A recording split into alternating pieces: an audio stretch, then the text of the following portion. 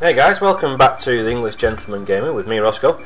Today's video isn't a review or a commentary on Battlefield 3. As you'll see, it is 3 Super Nintendo games. Now, these aren't my favourite ever games. These are the 3 games I spent the most time playing. Super Mario World, actually, yeah, they are the 3 games I spent the most time playing. I have also spent a lot of time playing a couple of other games, most notably would be GoldenEye on the Nintendo 64 and Vice City on the PS2. Now, I can't record those. I sold my PS2 to get the HD PVR, and I also sold the Nintendo 64 also to get the PVR, so I can't find any emulators that work and record very well for those. So, but I did, overall, these are the 3 games I spent the most time in my life playing. The Super Nintendo was the second console I got, for want of a better word. I did get a Game Boy first, so I spent a lot of time playing Tetris, Super Mario Land. If anyone saw any of my videos on Super Zap Gaming, there was stuff like Navy Seals and Castlevania I also played a lot. But these 3 games are the ones I spent the most time with. Easily the game I spent the most amount of time playing on any console is Super Mario World on the Super Nintendo. There is a considerable challenge to this game. It looks very cute. Certainly the initial couple of islands or sections, whatever you want to call them, are quite easy and straightforward. But the 96 level, they say 96 levels, I think it's actually about 90 levels, and there's a few that have got more than one exit, and the ghost houses are one level, and there's definitely more than one of those with more than one exit. So I think there's about 90 or 88 levels or something, but there's 96 exits from these 88 levels or whatever. Finding all those is a bastard, and I'll be honest, I wouldn't have found them all without cheating is not the right word, but seeking help from the games magazines that I used to spend a lot of money on buying. And it's also one of the few games that my sister would play with me. This goes back to when I was 10, 11, so I would have been at high school and not having much to do in the summer holidays. If it was a rainy day, I would have cracked this bad boy out. So Super Mario World, rating it on as a review based on, comparing it to what I had available at the time, it was easily one of the best games out there. It was a massive challenge. The graphics were very bright. The music was very good. Well, it was very cheerful. I wouldn't say there was another game coming up that had better music, but the sound effects were pretty good. It was very. I mean, this is in the days where everything was printed onto a ROM cartridge. So Nintendo and everyone else, Konami, Capcom, Ubisoft, Electronic Arts, they had to play test this shit to death. None of this, oh, the VoIP doesn't work, we'll patch it in a couple of weeks bollocks that EA can get away with these days. It was, Nintendo play tested this game to death. I never found any glitches with this game whatsoever, and it's a big game. It's very, if you like, assuming you like platform games, it's very enjoyable. That's what it is. There's no racing sections. I mean, there's a few levels where there's ice involved, so obviously the physics of the running are different. There's some swimming levels. There's a couple of real bastard ones later on. I think it's called Star Island or something. And there's one of them where you basically got to keep catching like balloons to keep yourself floating, and that one's a real tough bastard. So it is basically platforming from start to finish, but it's cheerful. It's fairly easy. It's quite, it's easy to pick up and play, and there's a massive challenge in there. So that's easily the game I spent the most time playing. Then when I went to university, I also played 2 other games extensively, because being a student, still in my first year, I didn't spend very much time actually going to lectures like you don't, because I only had 2. Anyway, the next game up on the list is International Superstar Soccer Deluxe, which is the first football game I fell in love with, and is also the reason why I refuse to play football games to this day. Again, I had International Superstar Soccer, the first one on the Super Nintendo, which was good fun. I traded it in for this one because I was told it was better, which it was. The controls were better, the animation was better, everything was better. The game was more enjoyable. But, I mean, when I say I hammered this game, I must have clocked up hundreds of hours playing this game. And the thing that, when the penny started dropping, it was that on the first, there was 5 level settings of difficulty from what I remember, and on the first level setting it was a piece of piss. You could walk the World Cup in, without even using a continue. And then all up to level 3, the medium setting, again it was pretty easy, and it wouldn't take you more than a week to finish it. And then you got onto levels 4 and 5. Now this is when it started basically I think it cheated, because there's nothing you could do about it. No matter how, even if you were Brazil playing fucking Fiji or Tahiti, they still had faster players than you, who could pass the ball quicker than you, and a keeper that was a combination of Stretch Armstrong and fucking Spider-Man. He was that agile. There was, on occasions, it was impossible to beat the keeper, no matter how crap he was supposed to be in real life. And this is when I started getting annoyed with it, because the only way I managed to finish the World Cup on the hardest level setting was by a fluke. I think we were playing as Sweden, and we were playing Germany in the final, and after numerous failed attempts to win, we were 0-0 with about 20 seconds to go, and we had a goal kick, and I can still remember it now because it was such a fluke.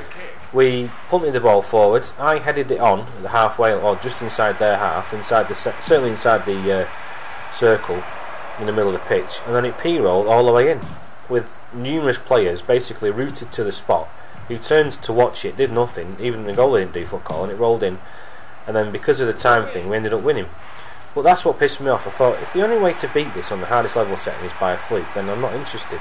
And I've played subsequent FIFA games at friends' houses, and I've come to the same conclusion. Easy and medium level settings are a piece of piss. The hardest level setting is down to fluke, and I don't like that. I don't like any game where, like, the reason why I don't like Mario Kart, there's no skill involved in winning Mario Kart. It's down to pot luck, and that's not gaming, that's gambling. So I did end up getting pissed off with Superstar Soccer Deluxe. I fell in love with it at first, and I thought it was great, and I spent many hours playing it. But it's the reason why I stopped playing football games in general, is because they cheat. I can piss past the first level, the easy and medium levels, and once you work out the easy ways of scoring and defending it, it's a piece of piss. On the harder one, you're expecting to have a bit more of a challenge. Your timing needs to be spot on and your aim needs to be perfect, but it's not. It's not down to that. It's down to pot luck, and that's what I don't like about football games. Anyway, International Superstar Soccer was second on my list, and the third game that I spent the most amount of time playing wasn't one I expected to play very much. Actually, I bought Secret of Mana based on a number of reviews because it was very good.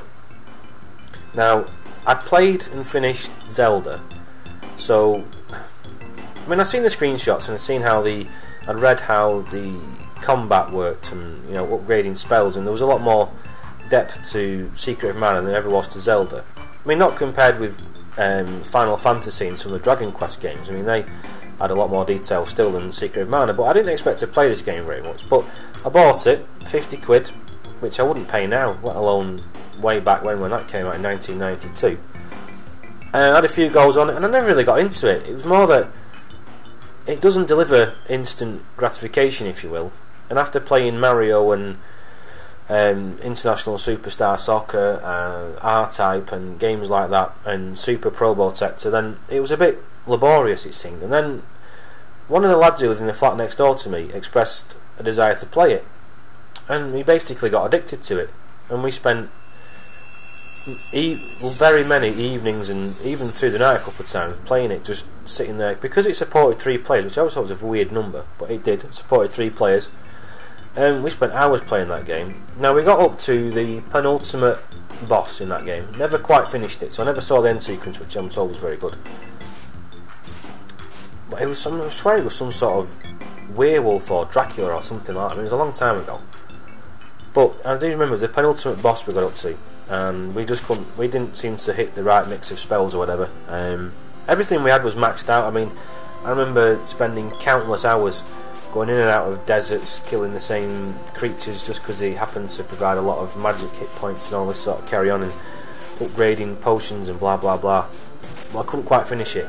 But in terms of graphics, it was either that or Chrono Trigger was the best looking Super Nintendo game, in my opinion.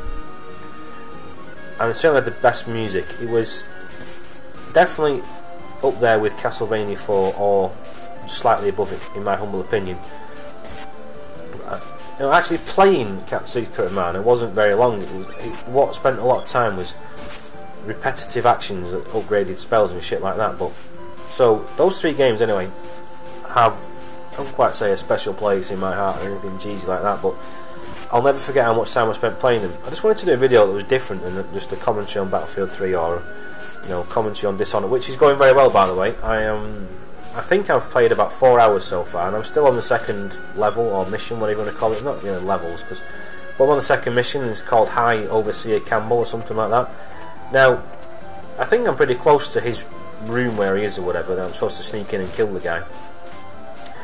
But I keep finding new areas to explore and stuff. I mean, I've been in this yard for the last hour, and there seems to be, you know, an inexhaustible supply of guards in there. Also, the thing I've noticed on this one, now I've got towards this High Overseer Campbell, you get to a kennel at one point, and in this yard, some of the guards are accompanied by dogs, and they're real bastards. I don't mean dogs in general, I mean they get the dogs in this game. They can sniff you out from a bit further away than the normal guards can, and because they're walking on in pairs, it's quite difficult to get the stealth kill where you're looking to try and kill both of them or incapacitate either of them without the other one noticing, which is very difficult when they're next to each other. So I've been getting my crossbow out on that one. But anyway, I would highly recommend Dishonored. I'll bring you some more footage of that sometime soon. I haven't forgotten about the racing game series for the retro review stuff. I'll probably do F-Zero next. And there's Mario Kart. I recently did a review of Top Gear 3000 for a channel called 8-Bit Anarchy, which I'll put a link to in the description. I can't think of. I need to have a look through the racing game. I can't. You know, there's quite a few hundred ROMs for the Super Nintendo, and I can't remember all of them, unfortunately. I can also remember the ones I've owned or played in the past, but yeah, Top Gear, F-Zero, Mario Kart, the racing games I've not done that spring to mind. I'm not sure if they released an Iron Man Stew on the Super Nintendo. Obviously things like Road Rash were on the Mega Drive or Genesis, whatever side of the pond you're on. But I just wanted to bring you a quick video of my history, if you will, of what I've spent the most time playing, because if you looked at my list of videos you'd think all I ever did was play Battlefield games, and trust me, I've spent a lot more time playing Mario and ISS Deluxe and all that stuff than I ever did or ever have done playing Battlefield or Bad Company 2. But anyway guys, take it easy, thanks for watching, and I'll catch up with you all later. Take it easy, bye.